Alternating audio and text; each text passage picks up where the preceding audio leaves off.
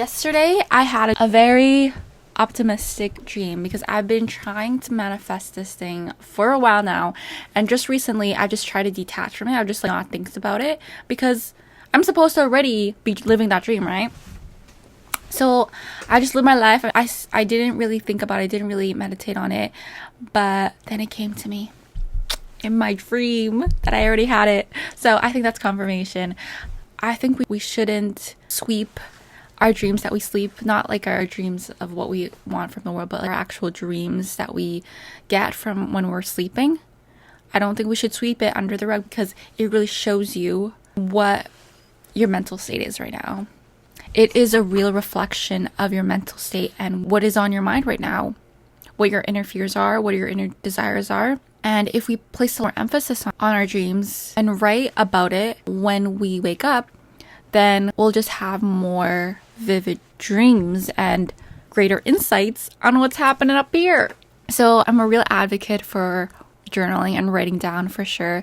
But when it comes to dreams, I'm a real advocate for that because, ooh, lights out. Anyways, I'm a real advocate for that because I've been writing down my dreams since I was a kid. Not always habitually, not always, because we forget a lot of the times, and sometimes we just try to fill in the pieces in our mind when we wake up on what that dream is. So it's a weird thing. It's such a weird state when you're sleeping.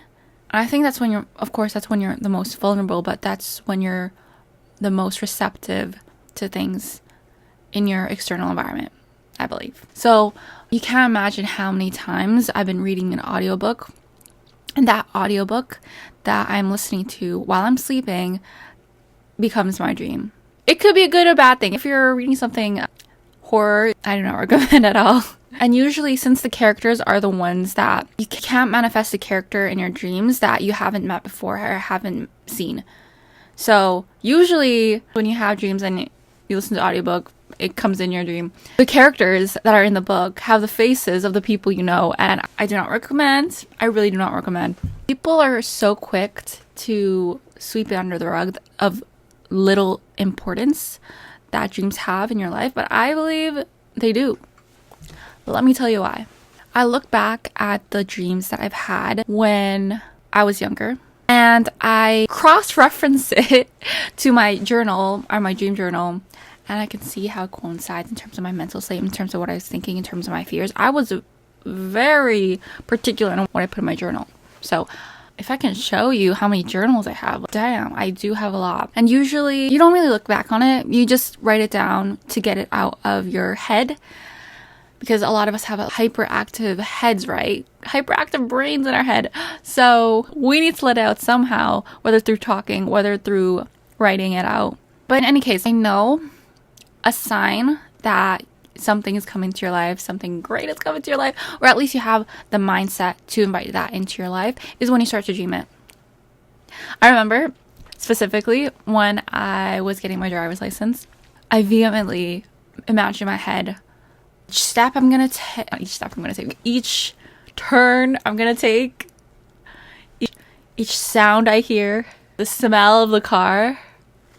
I pictured it so vividly that it entered into my dream. And you know what? I dreamed that I passed. And I was telling my my examiner on the exam day of, you know what? I dreamed this. I dreamed that you would tell me that I passed, because I did. So dreams are the windows to at least your mind state of the possibilities of your life. I believe so. And I think, for my sister, she has very outlandish dreams, let me tell you. It's not very mundane at all. It's not mundane at all. My dreams centers around the mundane, this physical world. I've never had like dragons or fairies enter my dream. And God no, I do not want that. I don't think I would want that to be like it is. Dreams are a time for rest. Have you ever studied so much you start to dream about work? Yeah, your dreams are a testament to your mental state, I believe. And if your dreams are fearful and whatnot, I think that's something to do with your mental state. And I think you should look into it. I feel as a gift in some cases. I don't want sleep paralysis. I'm not saying those people with sleep paralysis, and I do not want that for you. I almost tried to have one though. I was kind of curious because one of my other friends had sleep paralysis. And it usually comes about when you're sleep deprived, right? And so he imagined himself, I don't know if it's true or not, but he imagined himself getting out of the body and seeing, I don't even know, seeing the world from a new lens. I don't know if I'm a believer of that. I've never had that experience, but what I can say is that there is a clear reality that dreams have some semblance of importance. It's something that really can't be explained in normal means. And I feel as though when we can't explain things, when there is no real objective idea of why these things turn out, then we try to label them as esoteric-y, mystical, something that is not scientifically da-da-da. When in reality, I think that's where we should place our attention in when things are not understandable, right? So, but I've lost the point here. I've lost the plot. The reason I'm making this video is because this is a sign when you dream about your dreams. What do you want in life? And it starts to manifest in your dreams. It's showing you that you're in the mental state to achieve it, to receive it. So I feel as though that resonates with someone. I hope we both get our dreams here. That's it for today, but you have a good day, okay?